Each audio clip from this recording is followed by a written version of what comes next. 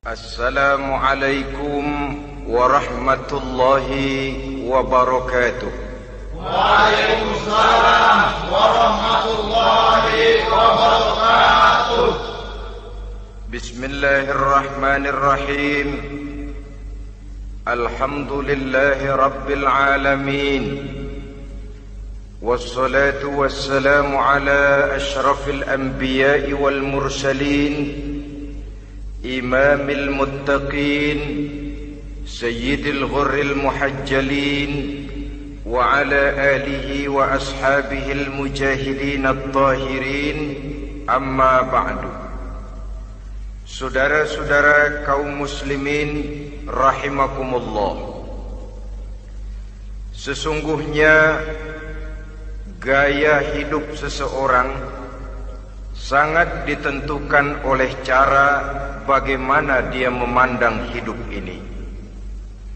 Dengan kata lain, bagaimana seseorang memandang hidup, begitulah dia akan hidup. Oleh sebab itu, untuk mengubah keadaan seseorang harus diawali lebih dahulu dengan mengubah caranya memandang kehidupan ini. Itulah sebabnya dalam surah Ar-Ra'd ayat 11 Allah Subhanahu wa ta'ala menjelaskan, Innallaha la yughayyiru ma biqaumin hatta yughayyiru ma bi anfusihim. Allah Subhanahu wa ta'ala tidak akan mengubah nasib dan keadaan satu kaum sampai kaum itu berusaha mengubah apa yang ada di dalam diri mereka sendiri. Yang ada di dalam diri itu tentu tidak lain adalah rule of thinking, bahasa kerennya state of mind, kata orang Kulon, cara berpikir, cara memandang kehidupan yang akan sangat mewarnai cara orang menjalani kehidupan itu sendiri. Oleh karena itu, pada pertemuan kali ini kita akan membicarakan tentang dasar dan tujuan hidup dari seorang muslim di dalam kehidupan ini. Yang pertama, tentang dasar dan landasan hidup. Seorang muslim tak dapat lain mendasarkan kehidupannya dengan Islam. Di dalam mendasari kehidupan dengan Islam ini, Allah Subhanahu wa ta'ala menuntut, Ya ayyuhalladzina amanu dkhulu fis silmi kafah. Hai orang-orang yang beriman, masuklah kamu ke dalam Islam itu secara total, secara utuh, secara seluruhnya. Jangan separuh-separuh, jangan sepotong-sepotong. Mendasari hidup dengan Islam artinya menjadikan Islam sebagai way of life, sebagai rule of thinking, sebagai state of mind di dalam kita memecahkan problema-problema kehidupan, sehingga tidak satu persoalan hidup yang bagaimanapun kecilnya sekalipun yang tidak tersentuh oleh nilai-nilai ajaran agama Islam ini. Kemudian di dalam mendasarkan hidupnya dengan Islam, ia mempunyai satu keyakinan. Pertama, Islam sebagai dasar hidupnya adalah agama yang sesuai dengan fitrah daripada manusia. Allah Subhanahu wa ta'ala pencipta manusia. Allah Subhanahu wa ta'ala yang menurunkan agama Islam. Oleh sebab itu, tentu saja seluruh konsepsi Islam ini sudah diukur sedemikian rupa sesuai dengan kemampuan yang dimiliki oleh manusia. Secara logika bisa kita katakan, pabrik mobil di Jerman misalnya bikin mobil namanya Mercy. Seiring dengan itu dikeluarkannya buku petunjuk. Mobil ini bernama Mercy, kecepatan maksimal sekian ratus kilometer per jam, daya angkutnya sekian ratus kilogram, kalau rusak memperbaikinya ini onderdilnya itu umpamanya. Karena pabriknya yang bikin mobil, lalu pabriknya juga yang mengeluarkan buku petunjuk, tentu buku itu sesuai benar untuk mobilnya.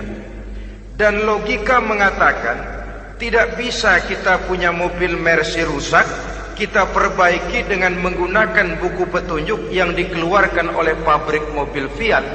Tentu saja mobil makin rusak, acak-acakan dan tidak karu-karuan. Ini artinya, jikalau manusia ingin baik, jikalau manusia ingin mencapai sesuatu yang bernama bahagia, dia harus mengikuti petunjuk yang dikeluarkan oleh yang menciptakan manusia. Dan petunjuk-petunjuk itu telah turun dalam satu konsepsi yang bernama Islam yang sesuai dengan fitrah manusia. Yang kedua, oleh karena keyakinannya bahwa Islam sesuai dengan fitrah manusia, ia pun berkeyakinan bahwa Islam adalah agama untuk seluruh manusia, universal. Walaupun ia diturunkan di tanah Arab, tetapi ia bukanlah agama hanya untuk orang Arab semata-mata. Keyakinan ini perlu ditegakkan kembali, oleh karena akhir-akhir ini muncul pendapat-pendapat yang menganggap seolah-olah agama itu barang impor. Persilahkan saja kalau memang itu merupakan keyakinannya, tetapi menganggap agama sebagai barang impor sungguh merupakan satu kekeliruan yang sangat besar. Bahwa Arab sebagian besar memang Islam, jelas. Tetapi Islam bukannya Arab, itu pun harus kita akui. Kita bisa menjadi Muslim yang baik tanpa perlu menjadi orang Arab. Dengan kata lain, kita bisa menjadi Muslim yang baik dengan tetap menjadi warga negara Indonesia yang baik. Bahwa Al-Quran diturunkan dalam bahasa Arab oleh karena memang ia turun di tanah Arab. Buktinya apa? Walaupun Quran dalam bahasa Arab, tidak satu pun ayat Quran yang ditujukan kepada orang Arab semata-mata. Tidak ada ayat ya ayyuhal arabiyun, hai orang-orang Arab. Tidak ada. Yang ada malah ya ayyuhan nas, wahai manusia. Manusia yang mana? Yang mana saja asal merasa manusia. Kalau tidak merasa manusia, tidak usah terpanggil dengan ayat tadi. Maka dalam mendasari hidup dengan Islam, kita berkeyakinan Islam adalah agama untuk seluruh manusia. Yang ketiga, di dalam mendasari hidup dengan Islam, kita berkeyakinan Islam adalah agama terakhir yang diturunkan kepada Rasul terakhir. Tidak ada Rasul dan Nabi sesudah Nabi Muhammad, dan tidak ada agama lagi sesudah agama Islam. Dasar-dasar keyakinan ini melembaga dalam pribadi kita, membentuk satu keyakinan yang mendasari kehidupan ini, sehingga tidak satu problema yang bagaimanapun kecilnya dalam kehidupan yang tidak tersentuh oleh nilai-nilai Islam. Sejak kita tidur sampai kita bangun tidur, bahkan tidur itu sendiri, dan seluruh kegiatan kehidupan yang kita laksanakan dalam 24 jam, tidak satu pun yang tidak tersentuh oleh nilai-nilai Islam. Inilah pandangan hidup Muslim. Jawaban seorang Muslim terhadap problema-problema kehidupan yang dihadapinya, yang di dalam menjawab problema itu ia Islam oriented, berorientasi kepada nilai-nilai Islam. Apa kata Islam tentang pekerjaan yang dihadapinya? Halal kata Islam, halallah dia katakan. Haram kata Islam, haram dia katakan. Islam oriented. Barometer dalam perbuatannya tidak lain daripada nilai-nilai Islam itu sendiri. Dan kemudian di dalam mendasari kehidupan dengan Islam, ia berkeyakinan Islam adalah satu-satunya agama yang benar. Bahasa kerennya, Islam is the single one, the true religion behind the God. Satu-satunya. Keyakinan ini kelihatannya subjektif, tapi memang inilah pokok daripada kehidupan beragama. Saudara-saudara kaum muslimin rahimakumullah, kalau itulah dasar daripada kehidupan kita sebagai muslim, apa yang menjadi landasannya? Kalau dasar hidup kita Islam, maka landasan hidup kita tidak lain adalah Al-Quran dan sunnah Rasulullah sallallahu alaihi wasallam. Dunia penuh dengan orang-orang besar, dan setiap orang-orang besar itu mempunyai ajaran-ajaran yang pernah jaya, pernah dikumandangkan, didengung-dengungkan, naik ke panggung sejarah untuk kemudian tenggelam. Satu ajaran hanya akan langgeng, satu ajaran hanya akan tahan lama apabila dia turun dari sumber yang serba maha. Kalau dia turun dari manusia, maka sifatnya hanya musim. Yang namanya musim, saudara-saudara, namanya musim tidak bisa dilarang, tapi kalau sudah selesai habis sendirian. Itu musim namanya. Musim rambutan. Kalau datang musim rambutan, apa bisa dilarang? Gak boleh musim rambutan. Ya tidak bisa, dia akan tumbuh terus. Tapi manakala musimnya habis, habis. Begitulah nasib dari ajaran yang nisbi, relatif dan temporer apabila dia bersumber dari manusia. Maka satu ajaran hanya akan langgeng, tahan lama apabila dia turun dari sumber yang serba maha. Dan itu sudah turun bernama Al-Quranul Karim.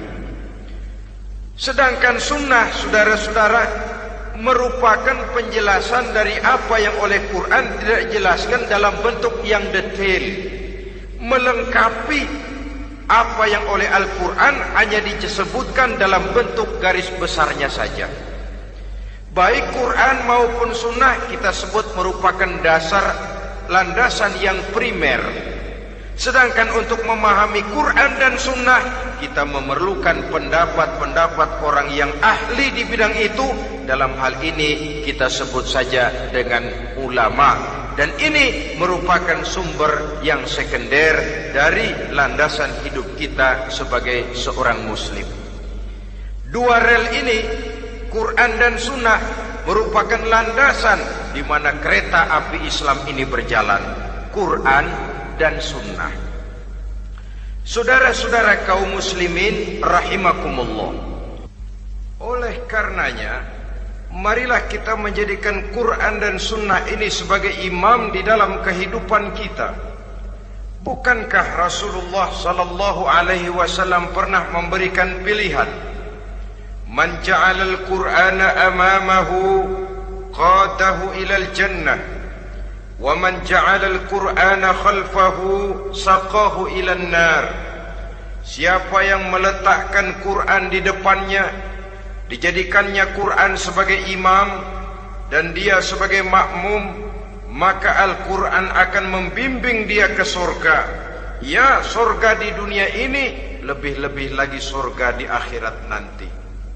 Sebaliknya, wa man ja'alal Qur'ana khalfahu, siapa yang meletakkan Quran di belakangnya, dia belakangi ajaran dan konsepsi Al-Quran, dia tinggalkan perintah-perintah Al-Quran, maka Al-Quran yang dibelakanginya itu akan mendorong dia ke neraka. Neraka dunia, lebih-lebih neraka di akhirat nanti. Pilihan terserah kita.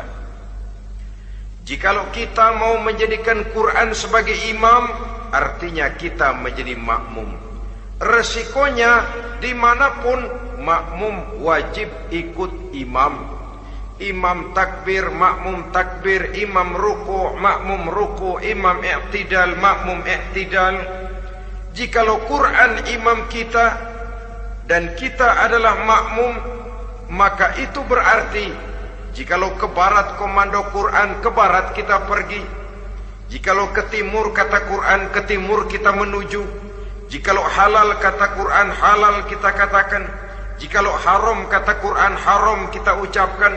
Itu resikonya kita menjadi makmum, menyusun pola hidup yang lebih Qurani. Tapi sebaliknya, ke barat komando Quran, ke timur kita pergi, ke utara kata Quran, ke selatan kita menuju. Halal kata Quran malah kita tidak mau melaksanakannya. Haram kata Quran kita senang bukan main. Artinya kita mau menjadi makmum, dan Quran kita jadikan sebagai makmum, kita sendiri malah mau menjadi imam. Kita paksa konsepsi Al-Quran itu supaya sesuai dengan naluri kemanusiaan kita, mengotak-atik hukum, menghalalkan yang haram, mengharamkan yang halal. Dikala itu landasan hidup kita sudah goyah, tidak lagi sebagai landasan tempat kita bertolak, tetapi malah menjadi satu landasan yang kita injak-injak. Sesungguhnya saudara-saudara, Quran tidak akan membawa berkah, tidak akan menjadi rahmatun wa shifaa'un lil mu'minin, menjadi penyembuh, menjadi rahmah bagi orang-orang beriman, apabila yang kita baca itu kita injak-injak di dalam kehidupan. Upaya menyusun hidup yang lebih Qurani ini seiring dengan usaha kita menjadi warga negara yang baik. Yang saya katakan di awal tadi, tidak saling dan tidak harus saling bertentangan. Jadi dengan demikian, dasar hidup kita sebagai muslim adalah Islam, dan landasan hidup kita tidak lain adalah Al-Quran dan sunnah Rasulullah Sallallahu Alaihi Wasallam. Ini landasan tempat kita bertolak. Ini yang mewarnai gaya kehidupan kita. Apapun yang mau kita lakukan, tempat kita bertanya lebih dahulu Quran dan sunnah. Saya mau melakukan pekerjaan ini, apa kata Quran? Saya mau pergi ke tempat ini, apa kata Quran? Saya mau berusaha dengan mengerjakan perusahaan ini, apa kata Quran? Merupakan landasan daripada kehidupan kita.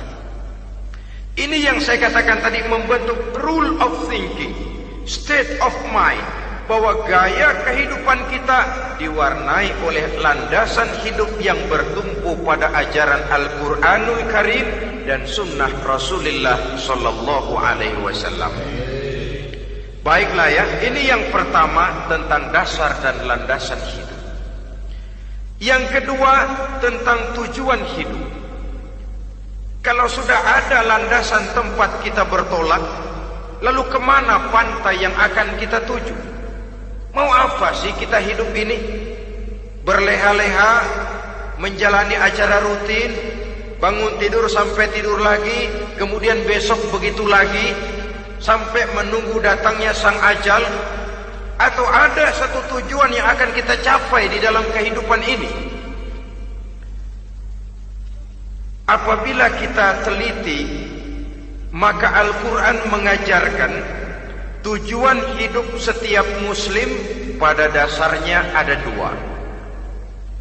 Pertama, kita sebut saja tujuan jangka pendek. Tujuan jangka pendek itu sasarannya dunia sekarang ini. Bentuknya horizontal. Targetnya agar setiap pribadi muslim menjadi rahmatan lil alamin, rahmah bagi lingkungannya. Inilah yang oleh agama dinamakan hablum minan nas, yang isinya adalah ilmu dan peradaban. Jadi dunia dan seluruh isinya merupakan tujuan jangka pendek saja.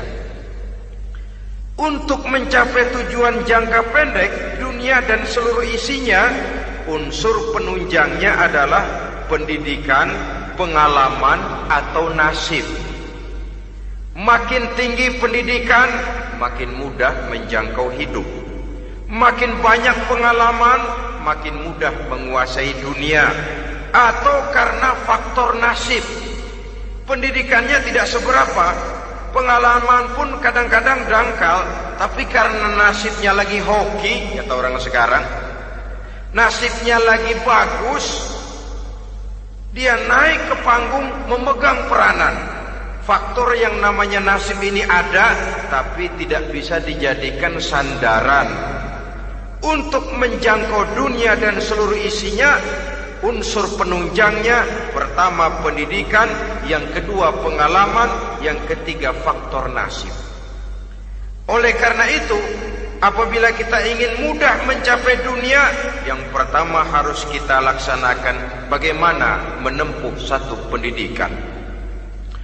Di zaman sekarang orang terangsang untuk hidup dalam pola yang oleh orang-orang priangan disebut hardolin. Saudara tahu hardolin? Itu potongan dari dahar modal ulin. Filsafat hidup yang pakaian mau bagus, makan mau enak, kerja nggak mau. Akhirnya jadilah dia penghayal kelas berat, tukang-tukang lamun kelas tinggi. Tiap hari kegiatannya ya cuma tidak terlepas dari tiga kriteria itu. Hardolin. Pokoknya kalau sudah dahar, modal, ulin. Besok ya begitu lagi. Pola dari dimana orang pakaian mau bagus, makan mau senang, duit mau punya, kerja tidak mau. Kadang-kadang mau kerja tapi tidak tahu apa yang harus dikerjakan. Ditambah oleh sempitnya lapangan pekerjaan. Tidak tahu apa yang harus dikerjakan, dilatar belakangi oleh tidak adanya pendidikan yang dia terima, sehingga mau kerja apa lalu bingung. Oleh karena itu, terutama buat adik-adik remaja, para pemuda, saya berpesan untuk menjangkau dunia, yang pertama harus kita jalani bagaimana membina diri, mendidik. Taruh kata drop out, putus sekolah. Tapi drop out bukan halangan bagi tumbuhnya cita-cita yang mulia. Bahkan ada orang bilang many a great man starts as a newspaper boy. Banyak orang-orang besar yang memulai pekerjaannya dagang koran. Putus sekolah bukan merupakan halangan bagi tumbuhnya cita-cita yang mulia. Dan tidak sedikit orang-orang besar yang tidak keluaran perguruan tinggi. Tidak sedikit orang-orang besar yang tidak merupakan produk dari perguruan tinggi tertentu. Tapi kerajinannya belajar, banyak membaca, banyak bergaul, autodidak. Syukur kalau masih bisa menempuh pendidikan yang formal. Kekurangan ekonomi, kemiskinan keluarga jangan menjadi penghalang bagi tumbuhnya cita-cita yang tinggi untuk menempuh karier pendidikan yang baik. Ini memang pahit. Tapi bagaimanapun kata orang, lebih baik makan singkong beneran daripada makan roti ngimpi. Artinya jikalau memang perlu, lebih baik sekolah sambil dagang koran, nyemir sepatu, parkir mobil, daripada hardolin itu tadi. Tanpa prospek hari depan yang ada artinya. Dan pendidikan memang merupakan sesuatu yang baik. Tapi tanpa ini, rasanya kita akan sulit untuk menjangkau dunia tersisih di pojok-pojok kehidupan. Jangan lalu bilang, manusia kan rezekinya sudah dijamin oleh Allah. Ayam saja ada rezekinya, of course. Tapi jangan lupa, cara ayam cari rezeki dengan cara manusia cari rezeki lain. Kalau ayam cari rezeki dari tahun atu, modalnya cuma ceker sama patok. Kalau ayam mah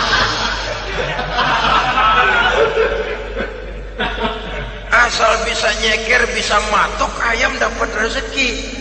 Pokoknya kertok dah.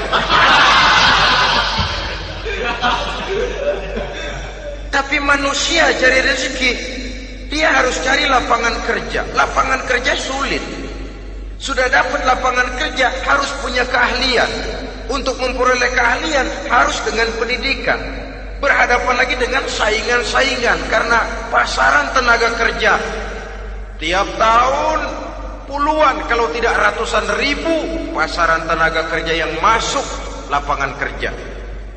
Ini kenyataan. Semakin ke depan oleh tingginya tensi ekonomi, oleh persaingan hidup yang makin tajam, oleh makin menggejalanya pola pikir industrialis yang membuat manusia individu, nilai-nilai semacam ini akan terasa makin berat.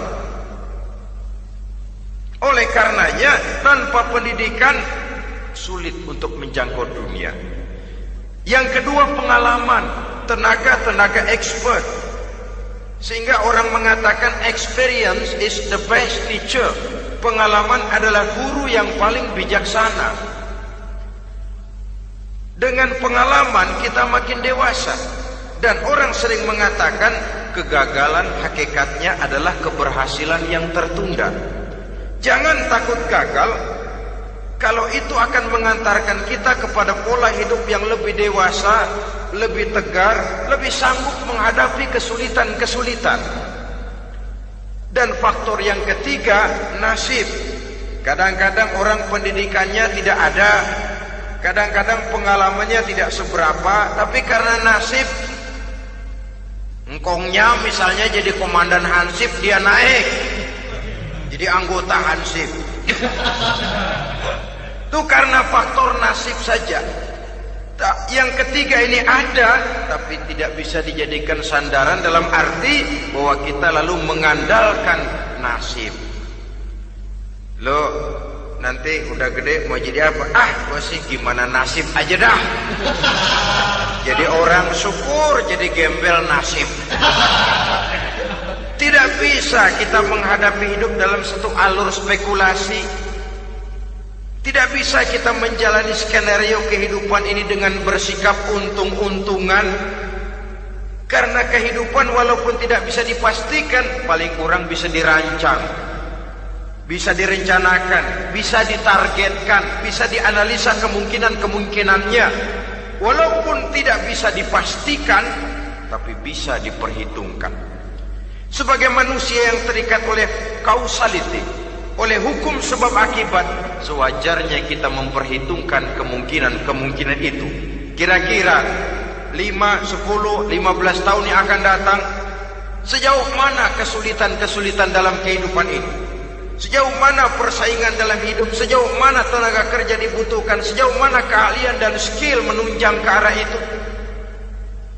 Kalau tidak, kita akan tersisih di sudut-sudut kehidupan untuk lebih banyak jadi penonton daripada menjadi pemain.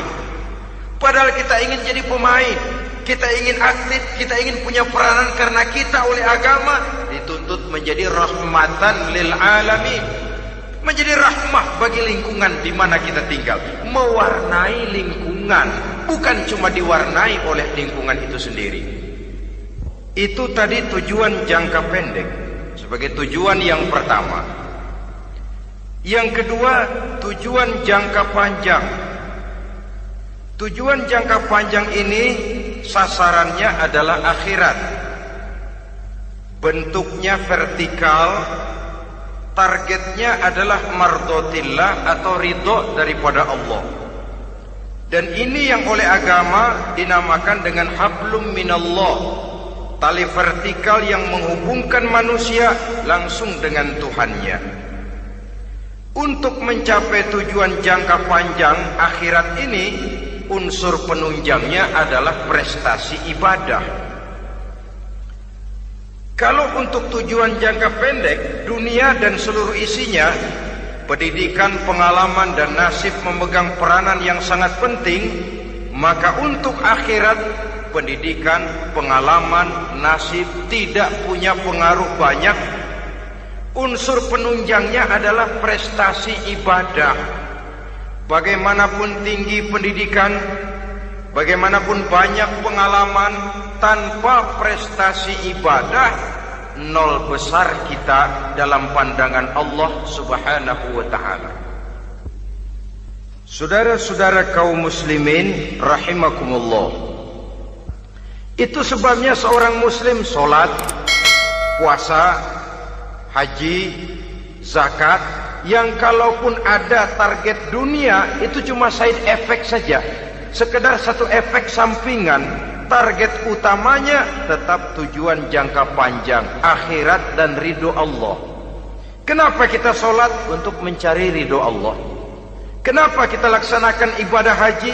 Untuk mencari ridho Allah. Kita bangun di keheningan malam untuk mencari ridho Allah. Kalau ada akibat dunia, itu cuma akibat sekunder saja. Ada misalnya orang karena tekun ibadah rezekinya lancar, itu baru persekot, baru tanda jadi. Kadang-kadang persekotnya saja sudah nikmat kok, apalagi cashnya, kontannya. Sebaliknya kalau ada orang rajin ibadah rezekinya seret, jangan jadi alasan. Kok lu nggak sembahyang? Alah, tetangga gua rajin sembahyang melarat terus. Ya memang sholat itu bukan dengan target dunia, target akhirat, saudara-saudara. Oleh sebab itu, seorang muslim adalah seorang yang berpandangan luas, berjiwa lapang. Maksudnya apa? Tujuan jangka pendek dan jangka panjang ini harus dia raih kedua-duanya. Ini yang oleh Al-Quran diajarkan agar setiap muslim mencapai fid dunya hasanah wa fil akhirati hasanah. Kebaikan di dunia, kebaikan di akhirat, itu arti hasanah. Jangan macam orang dulu, punya istri 2 pergi haji. Yang satu yang muda istrinya namanya Hasanah, yang satu namanya Khadijah. Waktu tawaf keliling Ka'bah, si suami ini nggak bisa doa apa-apa kecuali Rabbana Atina itu. Tiap putaran Rabbana Atina fid dunya hasanah wa fil akhirati hasanah. Putaran kedua Rabbana Atina fid dunya hasanah wa fil akhirati hasanah. Ini istri tuanya yang namanya Khadijah dengerin aja.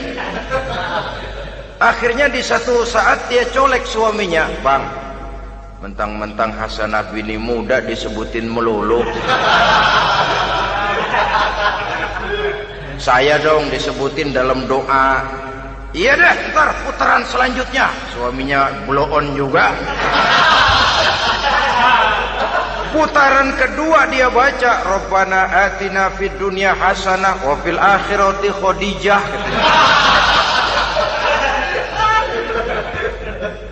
Saudara-saudara, itu makna refleksi daripada doa tadi itu, doa sapu jagat. Kita ingin fid dunya hasanah wa fil akhirati hasanah.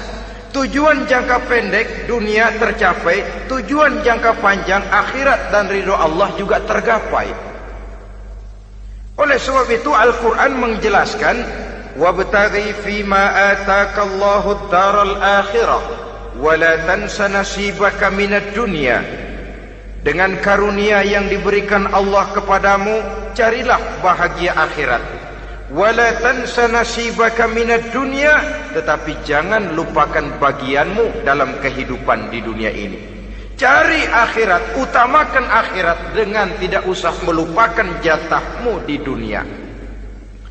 Kenapa saya katakan seorang muslim berjiwa besar? Sebab andai kata dia gagal mencapai tujuan jangka pendek, andai kata dia gagal di dunia, dan dia oleh Islam diajarkan jangan sampai gagal, tapi andai kata dia gagal, dia masih punya tujuan jangka panjang, akhirat dan ridho Allah. Dia masih bisa menghibur diri, biarlah di dunia kita sederhana, bahkan biarlah susah di dunia, asal di akhirat kita bahagia. Orang yang tidak punya pandangan hidup semacam ini, surgalah dunia ini, segalanya telah tertumpu di sini. Bila umurnya selesai, ajalnya datang, selesai sudah, surganya sampai di situ, dan dia tidak punya pengharapan lain di belakang itu. Maka seluruhnya bertumpu pada kehidupan di dunia. Padahal dunia seperti air laut, makin diminum makin haus, makin kering tenggorokan. Dunia yang diperturutkan menyeret manusia ke dalam lingkaran setan, terjebak dalam sifat yang namanya tamak bin rakus alias serakah.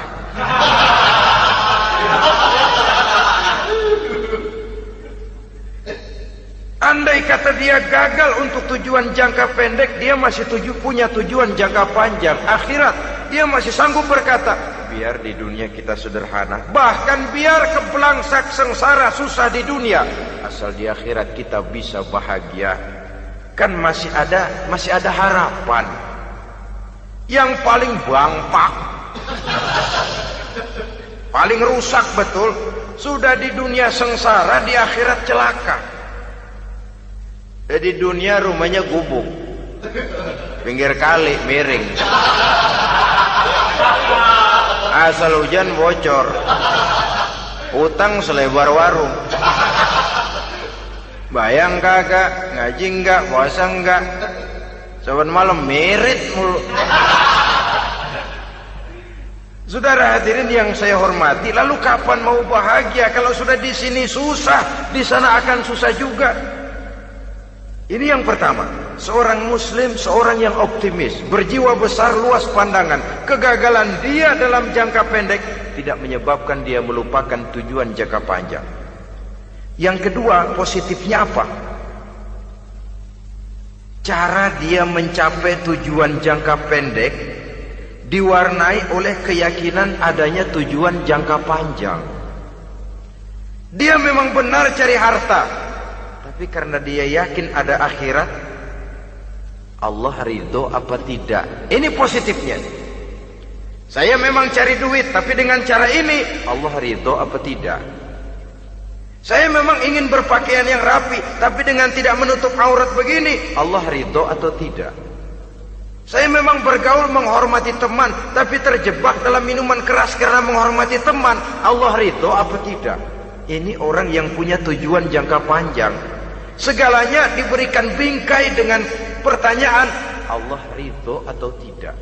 Keyakinannya terhadap tujuan jangka panjang mewarnai gaya hidupnya di dunia ini, mencapai tujuan jangka pendek tadi. Mau minum, Allah ridho apa enggak ini? Mau makan, yang saya makan Allah ridho apa enggak ini? Pendeknya apapun yang mau dia kerjakan, karena dia punya keyakinan tujuan jangka panjang, dia selalu menimbang terhadap ridho Allah tadi. Jadi tanpa prestasi ibadah, kita nol besar dalam pandangan Allah. Ini nilai manusia yang hakiki di sini. Ini makna inna akramakum indallahi atqakum. Di akhirat nanti kan tidak pernah akan disidang, kamu pendidikan setinggi apa? Tidak. Gelarmu berapa renteng? Profesor, doktor? Tidak. Akhirat hanya menyidang kau sholat atau tidak, kau puasa atau tidak, kau zakat atau tidak. Diberikan kamu harta yang banyak, dari mana kau dapat, kemana kau belanjakan. Prestasi ibadah itu yang ditanya. Setinggi apa pendidikan, sebanyak apa pengalaman, no problem, tidak jadi masalah di akhirat itu.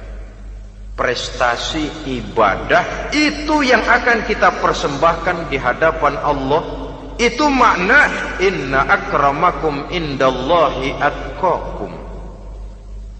Kerbau dinilai dari dagingnya, makin gemuk makin mahal harganya. Tapi ada perkutut lebih mahal dari kerbau. Perkutut itu mahalan mentahnya loh daripada matangnya. Karena harga perkutut pada suaranya. Lalu di mana harga manusia yang paling gemuk? Tidak. Suaranya, oh kalau manusia dinilai dari suaranya, barangkali Madonna nomor awal masuk surga itu. Hanyalah dengan prestasi ibadah kita bisa mencapai tujuan jangka panjang, akhirat dan ridho Allah. Nah baiklah ya, kalau sudah jelas bahwa kita punya dua tujuan jangka hidup, jangka pendek dan jangka panjang, bagaimana Islam mengajarkan kita meraih dua ini? Pada prinsipnya Islam mengajarkan sistem keseimbangan. Dalam berbagai aspek kehidupan, keseimbangan ini nampak dengan nyata diajarkan oleh agama kita. Seperti ayat yang saya bacakan tadi. Dengan karunia yang diberikan Allah kepadamu, cari negeri akhirat, tapi jangan lupakan bagianmu di dunia ini.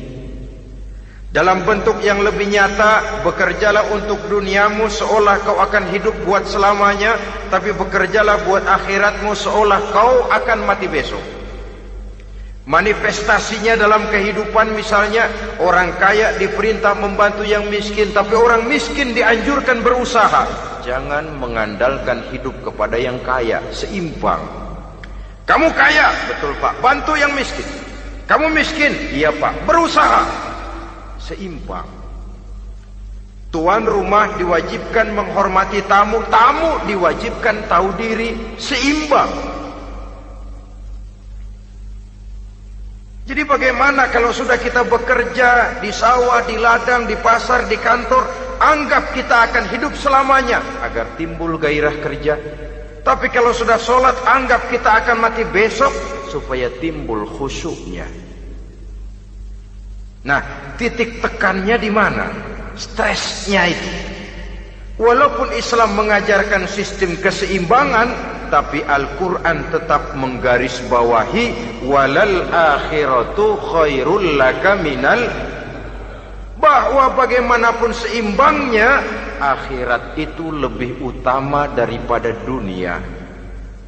Bagaimana implementasinya? Kata orang-orang tua, kalau kita menanam padi, rumput pasti tumbuh, tapi nanam rumput jangan mimpi tumbuh padi. Maksudnya apa?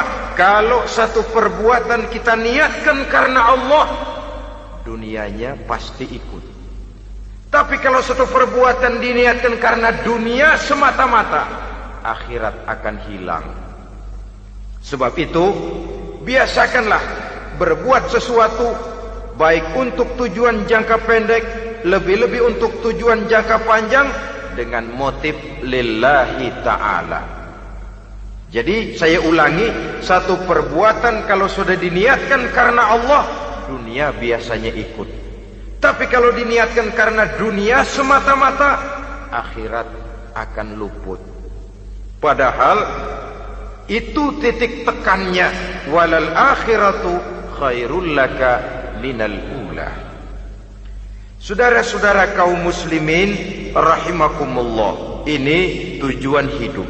Jadi landasan tempat kita bertolak sudah jelas, pantai yang akan kita tuju dalam kehidupan ini juga sudah nyata. Kita ingin mencapai apa yang dinamakan fid dunya hasanah wa fil akhirati hasanah. Untuk itu perlu ada keseimbangan, tetapi titik tekannya tetap akhirat lebih utama daripada kehidupan dunia ini. Sekarang kalau sudah ada dasar hidup, sudah ada tujuan yang akan kita capai, tentu harus ada alat untuk mencapainya. Semuanya perlu sarana. Bahkan pada hakikatnya dalam kaidah usul fikih para ulama mengajarkan lil wasail hukmul maqasid. Sarana dan tujuan hukumnya sama. Ini mestinya mendidik umat Islam jadi pinter. Jangan cuma berpikir melaksanakan satu pekerjaan, tapi juga berpikir menciptakan sarana untuk terwujudnya pekerjaan itu. Misalnya umat Islam wajib pergi haji kalau mampu, kan begitu toh? Kalau dia umat Islam Indonesia, tentu pergi hajinya ke Mekah. Mekah, Jeddah, Mekah, Indonesia perlu sarana angkutan untuk sampai ke sana. Kapal laut, kapal udara. Artinya umat Islam harus maju di bidang teknologi, bisa menciptakan pesawat, bisa menciptakan kapal laut, sarana yang akan menyampaikan dia untuk bisa melaksanakan ibadah haji. Selama ini kita bertumpu kepada pemikiran, pokoknya kan yang penting gue pergi haji pakai apa kayak gue punya duit. Dari segi pribadi memang barangkali begitu. Tapi sebagai umat yang harus mencapai kemajuan, apabila diperintahkan melaksanakan sesuatu, kita pun hakikatnya dituntut menciptakan sarana untuk menunjang pelaksanaan sesuatu itu sendiri. Agama mengajarkan an-nazafatu minal iman, kebersihan sebagian daripada iman. Siapa yang menciptakan mesin cuci, sabun-sabun keras, deterjen, rinso dan lain sebagainya? Siapa yang menciptakan air condition, pembersih ruangan? Kita hanya berpikir pokoknya kan bersih, mau pakai apa kek. Kita jarang yang berpikir kepada pewujudan teknologi modern untuk menerjemahkan hadis itu. Syukurlah belakangan ini sudah muncul teknokrat-teknokrat muslim yang dijiwai oleh semangat Al-Quran membuka tabir rahasia konsepsi Islam di lapangan teknologi modern, yang makin lama makin menunjukkan tuntutan kebutuhan daripada umat itu sendiri. Dengan demikian, apabila ada tujuan hidup, kita memerlukan alat untuk mencapai tujuan tadi. Supaya tujuan fid dunya hasanah wa fil akhirati hasanah tercapai, apa alat yang harus kita pakai? Kita lihat surah At-Taubah ayat 111 memberikan jawaban. Innallaha ashtara minal mu'minina anfusahum wa amwalahum bi anna lahumul jannah. Sesungguhnya Allah telah membeli dari orang-orang beriman diri mereka, harta mereka, bahwa sesungguhnya bagi mereka adalah surga. Coba kita simak ayat ini sejenak, akan nampak dengan jelas bahwa ayat ini hakikatnya merupakan satu transaksi yang nyata benar antara kita dengan Allah. Transaksi jual beli sudah terjadi, dan itu langsung dengan Allah, tertuang dalam pernyataan Quran. Pembeli Allah, penjual kita orang-orang beriman, dagangannya adalah anfus dan amwal, harganya adalah surga. Itu sudah tanda tangan pernyataan kita siap jual beli ya Allah. Apalagi baiat kita apa? Inna solati wa nusuki wa mahyaya wa mamati lillahi rabbil alamin. Solatku, ibadahku, hidup dan matiku cuma untuk Allah Tuhan seru sekalian alam. Minimalnya 5 kali sehari semalam baiat ini kita ulang dan kita ulang. Kenapa lalu kita tidak konsekuen? Dalam konteksnya dengan persoalan, maka alat hidup kita itu ada 2. Pertama, anfus. Ini bentuk mufrad dari jamaknya, bentuk jamak dari mufrad nafsun. Biasa diterjemahkan dengan diri. Yang dimaksud dengan diri adalah kepribadian. Yang dimaksud dengan kepribadian ialah kekayaan yang kita miliki dalam kepribadian kita. Artinya bisa tenaga, pikiran, konsep, gagasan, wewenang, ide, pangkat, jabatan, kemampuan, keahlian, skill, itu semuanya masuk ke dalam anfus, diri. Sedangkan amwal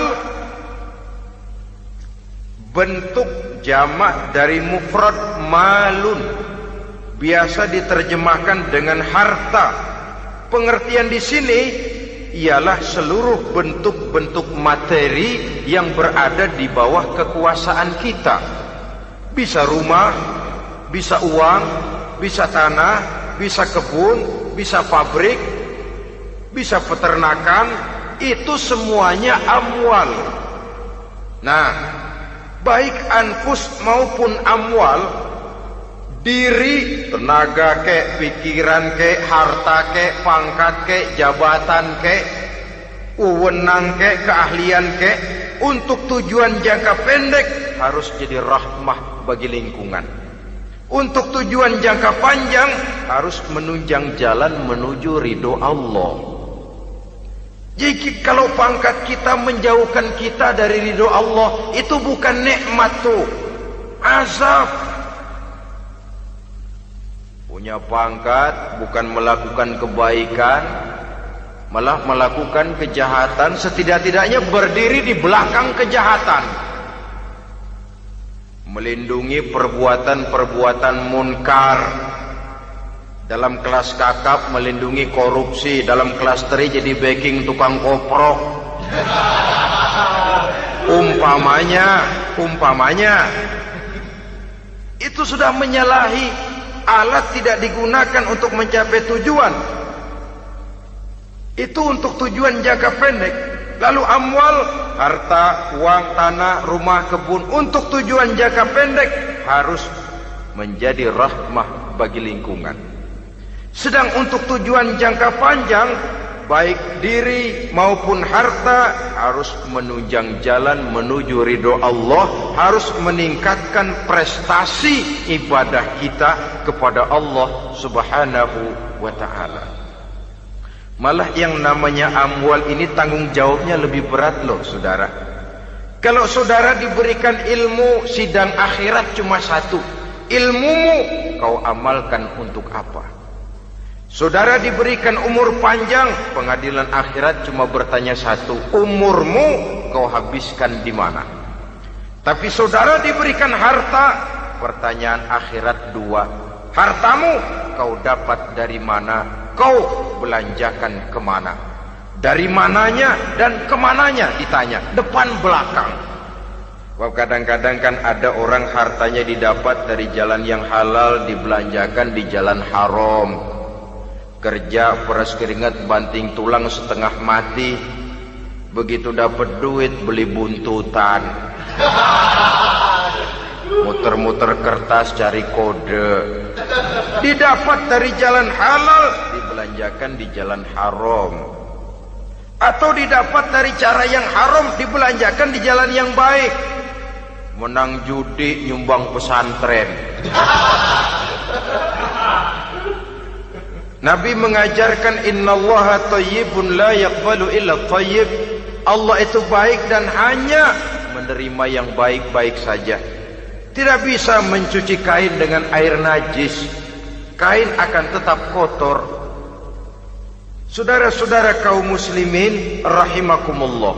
Oleh karenanya masalahnya terpulang kepada kita, pandai-pandailah membagi orientasi. Suatu saat tenggelam kita dalam kesibukan dunia dan seluruh isinya untuk mencapai tujuan jangka pendek.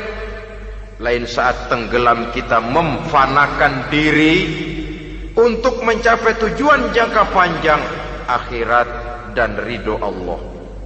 Karena kehidupan ini bukan berjalan tanpa batas. Umur ini bukan satu karunia tanpa pertanggungan jawab.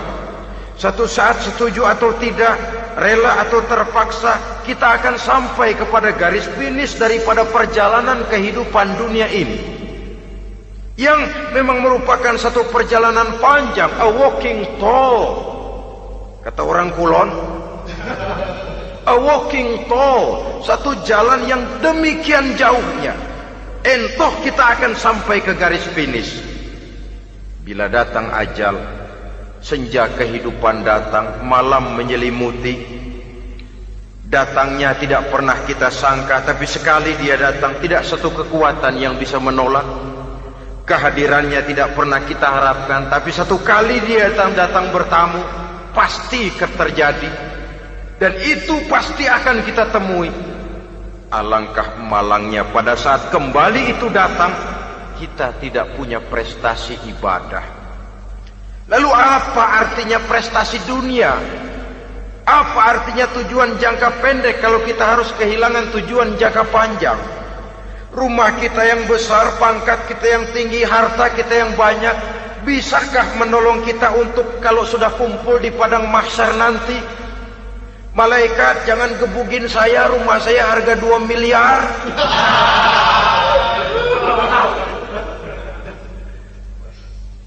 Sudahlah malaikat, damai saja, itu Rolls Royce saya. Pakai saja malaikat, pakai. Kata malaikat, gue budak, gue nggak butuh gituan. Hanya prestasi ibadah yang bisa menyelamatkan kita pada kondisi semacam itu. Jadi oleh karena itu saudara-saudara, biar di dunia ini rumah kita besar, mobil bagus, uang banyak, pabrik ada, usaha lancar, asal di akhirat masuk surga aja, gak apa-apa. Daripada di dunia sengsara, di akhirat neraka, senangnya kapan? Sudah di sini sengsara, di sana kebelangsak. Itu yang orang-orang tua bilang lacur kuda namanya. pelan dipecut, kenceng digentak, setengah mati, serba salah. Kuda kalau bisa ngomong, gue setengah mati, serba salah. Pelan dipecut, kekencengan ditarik, itu yang namanya lacur kuda begitu. Serba salah posisinya. Untuk itu pandai-pandailah membagi orientasi supaya tercapai tujuan ideal ini, fid dunya hasanah wa fil akhirati hasanah. Ini tentang tujuan hidup. Nah, untuk mencapai tujuan ini kita tidak berjalan sendiri. Kita perlu teman hidup. Di samping teman hidup ada pula lawan hidup. Siapa teman hidup kita untuk mencapai tujuan hidup ini? Dalam arti sempit, teman hidup kita suami istri yang taat kepada Allah. Suami istri lebih dari sekedar satu pasangan, juga saling melengkapi, merupakan bagian daripada kehidupan. Suami adalah teman istri, istri adalah teman suami untuk mencapai tujuan hidup tadi, mencapai fid dunya hasanah wa fil akhirati hasanah. Seiring, seirama, selaras, serasi, seimbang, kata orang sekarang. Teman dalam arti sempit. Adapun teman dalam arti luas, setiap orang yang pandangan hidupnya sama dengan kita, setiap orang yang akidahnya sama dengan kita, terlepas dari suku bangsa apapun, warna kulit apapun, bahasa apapun, jikalau keyakinannya sama, pandangan hidupnya sama, dia adalah saudara kita dalam artian yang luas. Islam tidak kenal teritorial, maka tidak ada itu Islam Jepang. Ya walaupun secara formalnya ada, tapi informal Muslim adalah Muslim, diikat dengan akidah. Itu teman hidup. Lalu lawan hidup siapa? Pertama iblis, dalam segala bentuk dan implementasinya. Yang kedua, setiap orang yang pandangan hidupnya tidak sama dengan kita secara ideologis, itulah lawan hidup kita. Maka yang teman jadikan teman, yang lawan jadikan lawan. Jangan teman dijadikan lawan, lawan dijadikan teman. Itu namanya kopiah dipasang di kaki, pak bakyak naik ke jidat. Wajar kalau kepala lalu jadi benjol. Salah milih teman, salah cari lawan. Salah milih teman, salah cari lawan. Akibatnya kita yang akan susah di kemudian hari nanti. Saudara-saudara kaum muslimin rahimakumullah, oleh karenanya pandai-pandailah dalam hidup ini. Yang teman jadikan teman, yang lawan jadikan lawan. Kalau lawan kita jadikan teman, sementara teman kita jadikan lawan, dan itu apa yang banyak terjadi dalam praktek kehidupan, kita tidak akan bisa mencapai tujuan karena akan tertarung di kaki sendiri. Nah, ini sajalah yang kita bicarakan pada pertemuan kali ini. Mudah-mudahan ada manfaatnya. Terima kasih atas segala perhatian. Mohon maaf atas segala kekurangan. Usikum wa nafsi bitaqwallah. Wassalamualaikum warahmatullahi wabarakatuh. Waalaikumsalam warahmatullahi wabarakatuh.